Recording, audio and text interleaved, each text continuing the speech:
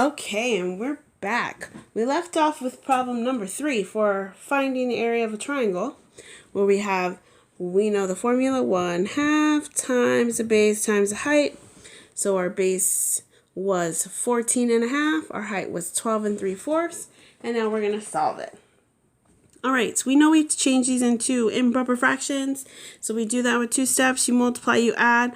So 2 times 14 is 28 plus 1 is 29. So we have 29 halves. So now we're at 1/2 times 29 halves times, and doing the same thing for 12 3/4. 12 3/4. 4 times 12 is 48, plus 3 is 51 fourths. So its other name would be 51 fourths.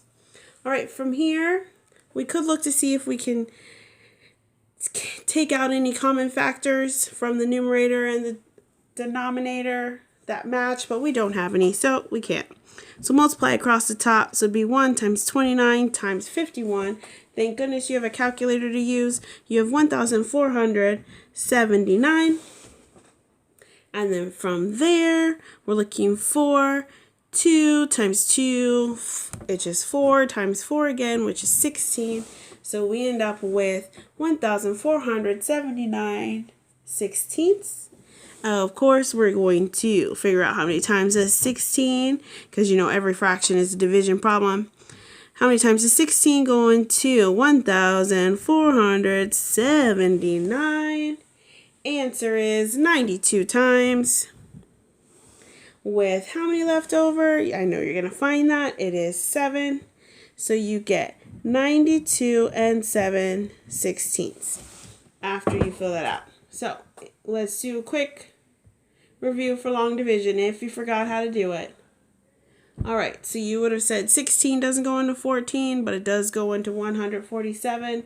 How many times? We already know it's 9, so it'd be 16 times 9 gave us 144. And what was left over after you subtracted would have been 3. You bring down the 9. From there, 16 goes into 39 2 times.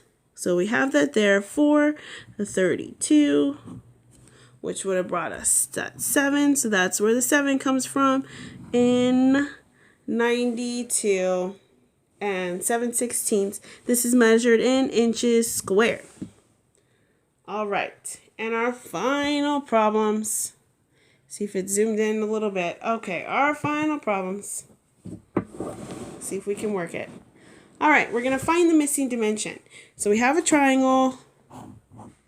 It says our area. So the area is 24 inches squared. We know the height was 12 inches. We're missing a part. So using our formula, we know it is 1/2 times the base times the height. And together they're going to equal 24. All right, so we have 1/2 that we know. The base we're missing, but the height we have, which is 12. All right, and altogether that equals 24. All right, if we combine these two, take 1/2 of 12, that would be 6. So 6 times some number b has to equal 24. And what would that number be? It would be 4. Because 4 times 6 equals 24, so our base had to be 4 inches. We found our missing value. Going to do the same thing for our final problem. This time we know what the base is, and we know the area, but we're missing the height. So again, we're looking at a triangle. This time it tells us the base is 15. It's telling us the height, oops, that's missing, but we know the full area is 37 5/10. So we can do the same thing. We know it's 1/2 times the base times the height is going to get us 37 5/10. All right, so plug in what we know the base is 15. So we do 1/2 times the base, which is 15, times the missing height is going to equal 37 5/10. All right, we can take half of 15 I'm sure you can do that in your head. Half of 15 would be 7 and 5/10. So 7 and 5/10 times some number h is going to equal 37 and 5/10. Now we're back to our one-step equations. You know, when it says to multiply, you're going to do its inverse operation, divide. So 7 and 5/10 from that side, 7 and 5/10 from this side. We get our missing value for h. So go ahead and use your calculator. You have 37, 5/10 divided by 7 and 5/10, and we get 5. So our missing value is 5 meters. So that would have been the height, 5 meters.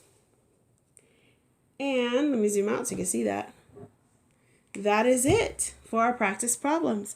Go ahead and go to your Check for Understanding form.